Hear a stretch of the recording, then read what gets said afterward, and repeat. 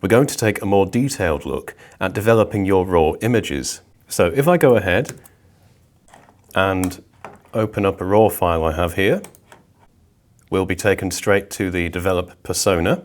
So our main adjustments are split into various panels here. So we'll start with basic. We've got our exposure settings here. So exposure just alters the overall exposure of the image. Now, black point and brightness allow you to set the black point and brightness of your image. So we'll see here, I'm actually adjusting them so that my histogram doesn't stretch right to the edge. So we've reduced the overall contrast of the image, which will come in handy as we make further tonal adjustments down here. For example, under the Enhance category, we've got our basic contrast control, and we also have clarity, which controls mid-tone contrast. This effect is very sensitive, so you'll find even a small amount will make quite a bit of difference.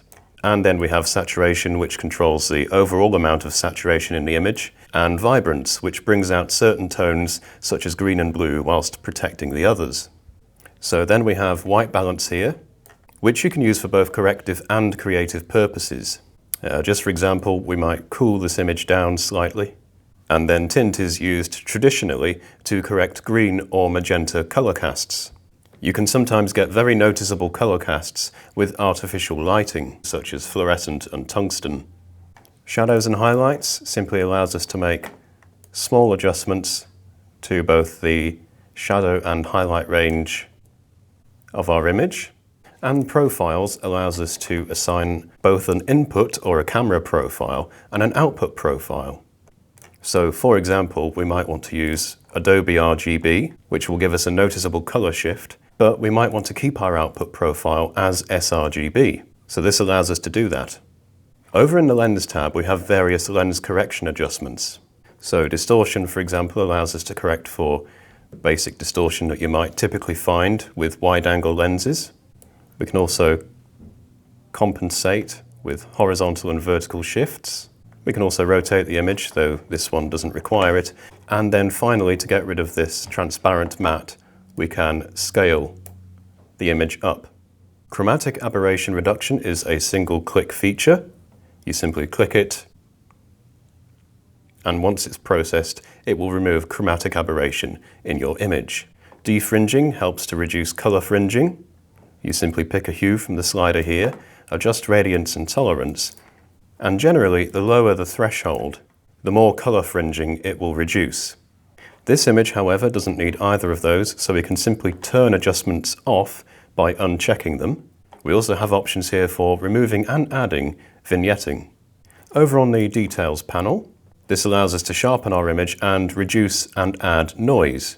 So if we have a look at Detail Refinement, and I'll just zoom in 100% to this image, we'll see it's rather soft at the moment.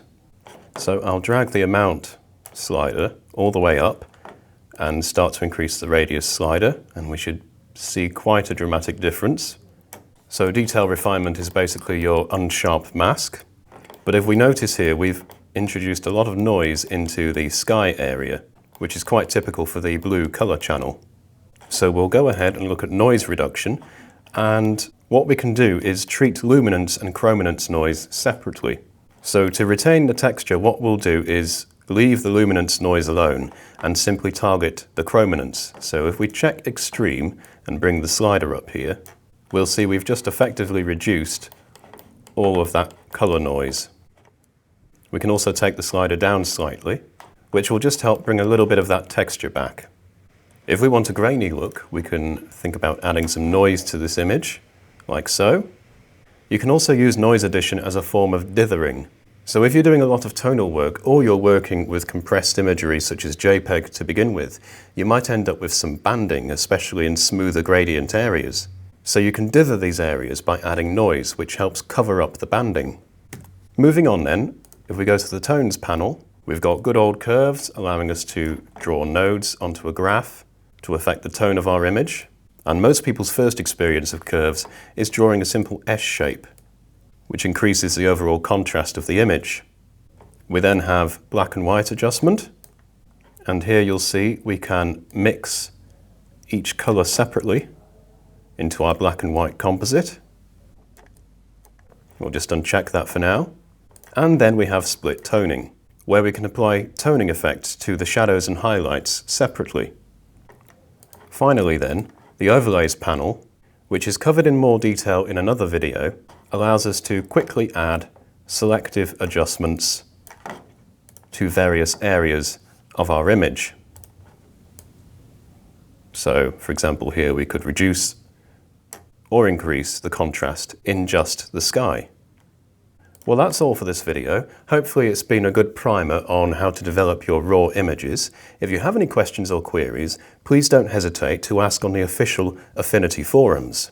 Thank you for watching.